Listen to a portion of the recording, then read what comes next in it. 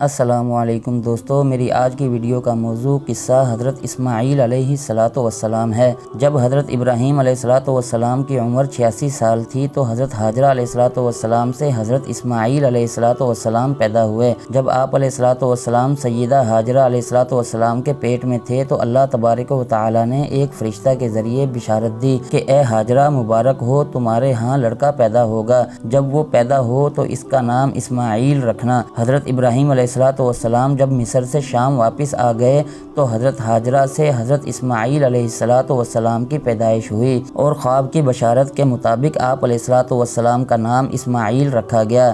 اسماعیل دو کلموں کا مجموعہ ہے، اسما اور ایل، جس کے معنی عبرانی زبان میں اے اللہ میری دعا سن لے، اور بعض علماء نے عربی زبان میں اسماعیل کے معنی مطیع اور فرما بردار بیان کیے ہیں۔ معارج النبوت میں حضرت کعب احبار رحمۃ اللہ علیہ سے مروی ہے کہ اکثر عرب حضرت اسماعیل علیہ السلام کی نسل سے ہیں۔ ہمارے آقا دو عالم حضرت محمد مصطفیٰ صلی اللہ علیہ وسلم بھی حضرت اسماعیل علیہ السلام کی اولاد میں سے تھے۔ حضرت ابراہیم علیہ السلام کی 3 بیویاں تھیں، حضرت سارہ، حضرت حاجرہ اور حضرت قطورہ۔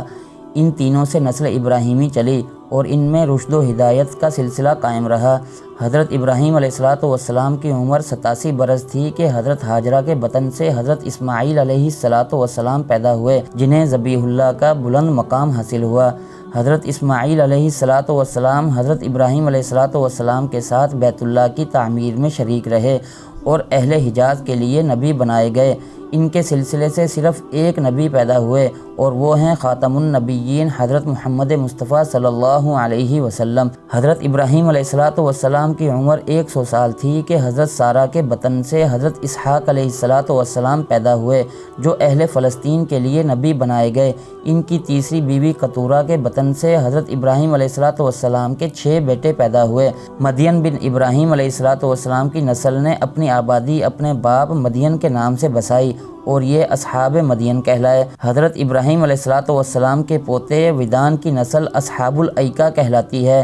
یہی اصحاب مدین اور اصحاب الایکہ 2 قومیں ہیں جن میں رشد و ہدایت کے لیے حضرت شعیب علیہ السلام پیغمبر بنا کر بھیجے گئے۔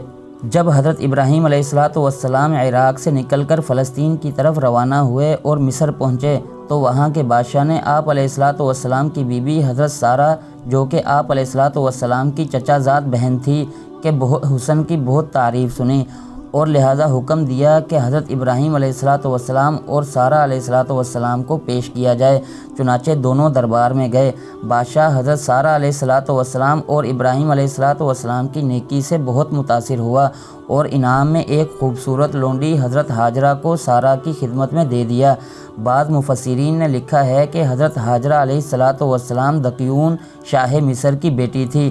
حضرت سارہ علیہ السلام کی کرامت سے متاثر ہو کر بادشاہ نے انہیں اپنی بیٹی تحفے میں خدمت کے لیے دے دی تھی۔ حضرت سارہ علیہ السلام کی کوئی اولاد نہ تھی، لہذا انہوں نے حضرت حاجرہ علیہ السلام حضرت ابراہیم علیہ السلام کو بخش دی۔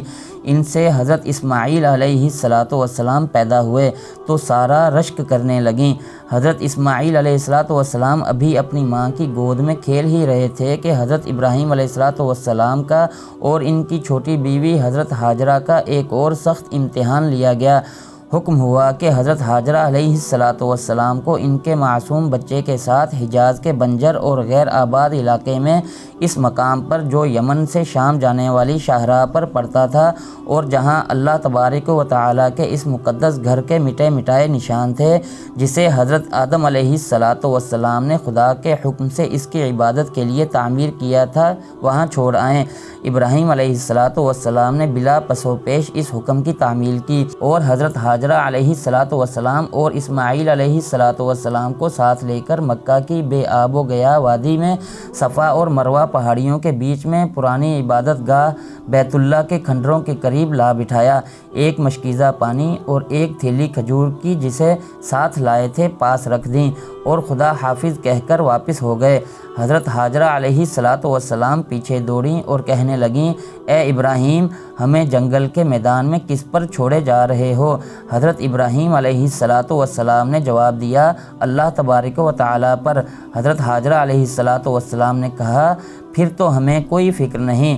حضرت ابراہیم علیہ السلام نے اماں ہاجرہ علیہ السلام اور ننھے اسماعیل کو حکم الہی پر خوشی بخوشی مکہ کے ویران پہاڑ اور بنجر زمین میں چھوڑا اور شام کی طرف لوٹ آئے۔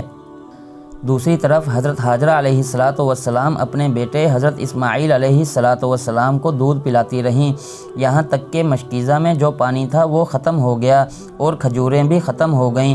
حضرت ہاجرہ علیہ السلام بھی بھوکی پیاسی ہو گئیں، دودھ کا بننا بھی ختم ہو گیا۔ بچہ بھی بھوک پیاس سے پریشان حال تھا، اپنے ہونٹوں پر زبان پھیرنے لگا۔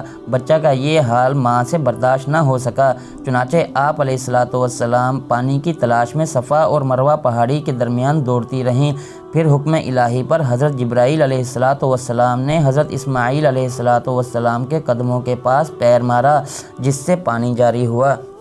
صفا و مروہ یہ چھوٹی چھوٹی دو پہاڑیاں ہیں جو حرم کعبہ مکرمہ کے بالکل قریب ہیں۔ انہی دونوں پہاڑیوں پر چڑھ کر اور چکر لگا کر حضرت بی بی ہاجرہ علیہ السلام نے اس وقت پانی کی جستجو اور تلاش کی تھی، جبکہ حضرت اسماعیل علیہ السلام شیرخوار بچے تھے اور پیاس کی شدت سے بے قرار ہو گئے تھے۔ اسی لیے زمانہ قدیم سے یہ دونوں پہاڑیاں بہت مقدس مانی جاتی تھیں اور حجاج کرام ان دونوں پہاڑیوں پر چڑھ کر بڑے احترام اور جذبہ عقیدت کے ساتھ طواف کرتے اور دعائیں مانگا کرتے تھے۔ مگر زمانہ جاہلیت میں ایک مرد جس کا نام اصاف تھا اور ایک عورت جس کا نام نائلہ تھا، ان دونوں خبیثوں نے خانہ کعبہ کے اندر زناکاری کر لی، تو ان دونوں پر یہ قہر الہی نازل ہو گیا کہ یہ دونوں مسخ ہو کر پتھر کی مورت اور بت بن گئے۔ پھر زمانہ جاہلیت کے بت پرستوں نے ان دونوں مجسموں کو کعبہ سے اٹھا کر صفا و مروہ کے دونوں پہاڑیوں پر رکھ دیا اور ان دونوں بتوں کی پوجا کرنے لگے۔ پھر جب عرب میں اسلام پھیل گیا تو مسلمان اصاف و نائلہ دونوں بتوں کی وجہ سے ان دونوں پہاڑیوں پر جانے کو گناہ سمجھنے لگے۔ اس وقت اللہ تبارک و تعالی نے قرآن مجید میں یہ حکم نازل فرمایا کہ صفا و مروہ کے طواف اور ان دونوں کی زیارت میں کوئی حرج و گناہ نہیں، بلکہ حج و عمرہ دونوں عبادتوں میں صفا و مروہ کا طواف ضروری ہے۔ فتح مکہ کے دن حضور صلی اللہ علیہ وسلم نے ان دونوں پہاڑیوں پر سے اصاف و نائلہ دونوں بتوں کو توڑ پھوڑ کر نیست و نابود کر دیا اور ان دونوں پہاڑیوں کو حسب دستور سابق مقدس و معظم قرار دے کر ان دونوں کا طواف حج و عمرہ میں ضروری قرار دے دیا۔ چنانچہ قرآن مجید میں ارشاد باری تعالیٰ ہے، ان الصفا والمروۃ من شعائر اللہ فمن حج البیت او اعتمر فلا جناح علیہ ان یطوف بہما ومن تطوع خیرا فإن اللہ شاکر علیم۔ بے شک صفا اور مروہ اللہ کے دین کی نشانیوں میں سے ہیں، تو جو اس گھر کا حج یا عمرہ کرے اس پر کچھ گناہ نہیں کہ ان دونوں کا طواف کرے، اور جو کوئی اپنی طرف سے اچھی بات کرے تو اللہ نیکی کا صلہ دینے والا اور سب کی خبر رکھنے والا ہے۔ روایتوں میں آیا ہے کہ حضرت ہاجرہ علیہ السلام اپنے اور اپنے شیرخوار صاحبزادے حضرت اسماعیل علیہ السلام کے لیے پانی کی تلاش میں انہی دونوں پہاڑیوں کے درمیان مضطربانہ حالت میں بار بار آتی جاتی رہی تھیں کہ شاید کوئی قافلہ آتا جاتا نظر آ جائے اور اس کے ساتھ پانی کا ذخیرہ ہو۔ عہد جاہلیت میں صفا پر اصاف نامی ایک بدکار مرد کا مجسمہ عبرت کے لیے کھڑا کر دیا گیا تھا۔ رفتہ رفتہ لوگوں نے بت بنا کر اس کی پرستش شروع کر دی۔ حج کے مناسک میں سے ان دونوں پہاڑیوں کے درمیان 8 بار آمد و رفت ہے۔ مالکیہ اور شافعیہ کے ہاں فرض، حنفیہ کے ہاں واجب اور حنابلہ کے ہاں سنت ہے۔ صفا و مروہ وہ مبارک پہاڑیاں جن کے درمیان معصوم بچے حضرت اسماعیل علیہ السلام کی پیاس کو دور کرنے کے لیے پانی کی تلاش میں اماں ہاجرہ علیہ السلام دوڑتی رہیں۔ جب دونوں پہاڑیوں پر آپ کو کچھ نظر نہ آیا تو آپ اپنے بچے حضرت اسماعیل علیہ السلام کو دیکھنے لوٹیں۔ اس طرح آپ نے صفا و مروہ کے درمیان 7 چکر لگائے۔ سیدہ ہاجرہ علیہ السلام کا یہ عمل اللہ تعالیٰ کو اتنا پسند آیا کہ اللہ رب العالمین نے تا قیامت حجاج کرام کے لیے صفا اور مروہ کے اس درمیانی حصہ میں چلنا حج اور عمرہ کا رکن قرار دے دیا۔ اس سراپا تسلیم و رضا خاتون کے اس عمل کی یاد میں ہمیشہ کے لیے مناسک حج کا حصہ قرار دے دیا، جو ایک پیغمبر کی بیوی اور دوسرے پیغمبر کی والدہ ہیں۔ نبی کریم صلی اللہ علیہ وسلم نے ارشاد فرمایا، فذلک سعی الناس بینہما۔ حضرت ہاجرہ علیہ السلام کے اس عمل ہی کے سبب لوگوں پر صفا و مروہ کے درمیان سعی کرنا واجب کیا گیا۔ ننھے اسماعیل علیہ السلام پیاس کے مارے تڑپنے لگے۔ اماں ہاجرہ علیہ السلام سے ان کی یہ حالت دیکھی نہ گئی اور اس ارادے سے کہ شاید کوئی بشر نظر آئے اور اس سے کھانے پینے کو کچھ طلب کریں، قریبی پہاڑی صفا پر چڑھ گئیں، لیکن وہاں کوئی نظر نہ آیا۔ اپنے رب سے آہوزاری کرنے لگیں اور پھر وہاں سے اپنا کرتا سمیٹتے ہوئے نالے کے نشیب میں اس طرح دوڑیں جیسے کوئی مصیبت زدہ آدمی دوڑتا ہے۔ نالا عبور کر کے وادی کے پار مروہ پہاڑی پر جا چڑھیں۔ وہاں کھڑے ہو کر ادھر ادھر نظر دوڑانے لگیں، مگر کوئی بندہ بشر نظر نہ آیا۔ یاد رہے کہ صفا بیت اللہ کے جنوب مشرق میں اس کے بالکل قریب واقع ہے، جبکہ مروہ اس کے شمال مشرق میں کچھ دوری پر ہے۔ دونوں شمالاً جنوباً ہیں اور درمیانی فاصلہ تقریباً 395 میٹر کا ہے۔ یہاں بھی کھڑے ہو کر اپنے رب کو پکارا اور اس سے مدد کی التجا کی، پھر واپس اتریں اور نشیب میں دوڑتی ہوئی صفا پر آئیں۔ اس طرح انہوں نے 7 اکہرے چکر لگائے۔ ہر پھیرے پر اسماعیل علیہ السلام کی دیکھ بھال بھی کرتی جاتیں اور دیکھتی بھی جاتیں کہ ان کی حالت کیا ہو گئی، مگر ہر بار ان کی حالت دیکھی نہ جاتی۔ جب 7ویں پھیرے میں مروہ پر چڑھیں تو انہیں ایک آواز سنائی دی۔ چونکہ آہو فریاد میں مشغول تھیں اس لیے اپنے آپ سے کہنے لگیں، چپ رہ۔ پھر کان لگائے تو وہی آواز سنی۔ تب زور سے پکاریں، اے اللہ کے بندے، میں نے تیری آواز سن لی ہے، تو ہماری کچھ مدد کر سکتا ہے تو ضرور کر۔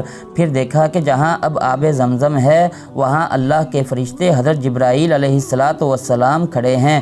انہوں نے حضرت ہاجرہ علیہ السلام کو بلایا اور ان سے پوچھا، آپ کون ہیں؟ کہنے لگیں، میں ابراہیم علیہ السلام کے بیٹے اسماعیل علیہ السلام کی ماں ہوں۔ تو جبرائیل علیہ السلام نے پھر پوچھا، تمہیں وہ کس کے سپرد کر کے گئے ہیں؟ جواب دیا، اللہ تبارک و تعالیٰ کے۔ جبرائیل علیہ السلام کہنے لگے، تب تم دونوں کو وہ کافی ہے۔ پھر جبرائیل علیہ السلام نے اپنی ایڑی یا پنکھ مار کر زمین کھود ڈالی کہ جس سے پانی نکل آیا اور ایک تیز چشمہ بہنے لگا۔ حضرت ہاجرہ علیہ السلام اپنے ہاتھوں سے اس کے ارد گرد منڈیر بنا کر اسے حوض کی شکل میں جمع کرنے لگیں اور ساتھ ساتھ یہ بھی کہے جا رہی تھیں کہ زمزم زمزم، رک جا رک جا، اور چلو سے پانی لے کر مشک بھرتی جاتی تھیں۔ جیسے جیسے پانی لیتی جاتیں وہ چشمہ اور جوش مارتا جاتا۔ نبی کریم صلی اللہ علیہ وسلم نے ارشاد فرمایا، اللہ تعالیٰ اسماعیل علیہ السلام کی والدہ پر رحم کرے۔ اگر آپ زمزم کو اسی طرح رہنے دیتیں، یا آپ نے اس طرح فرمایا کہ اگر آپ اس سے جلدی سے چلو نہ بھرتیں تو زمزم کا چشمہ جاری چشمہ ہوتا۔ اس طرح حضرت ہاجرہ علیہ السلام نے جب چشمہ سے پانی پیا تو حضرت ہاجرہ علیہ السلام کا دودھ بھی جاری ہو گیا جو بچے کو پلایا گیا۔ فرشتہ نے آپ علیہ السلام سے کہا، تم کوئی خوف نہ کرو کہ تم ضائع ہو جاؤ گے، بے شک یہاں بیت اللہ ہے اور اس کی تعمیر یہ بچہ اور اس کا باپ کریں گے۔ بے شک اللہ تعالیٰ اپنے مقربین کے اجر کو ضائع نہیں کرتا۔ کچھ عرصے بعد بنی جرہم کا ایک قبیلہ پانی کی تلاش میں وہاں پہنچا اور حضرت ہاجرہ علیہ السلام سے قیام کی اجازت مانگی۔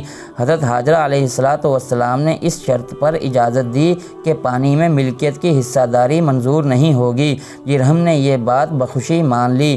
رسول اللہ صلی اللہ علیہ وسلم نے فرمایا کہ حضرت ہاجرہ علیہ السلام خود بھی باہمی انس و رفاقت کے لیے یہ چاہتی تھیں کہ کوئی یہاں آ کر مقیم ہو۔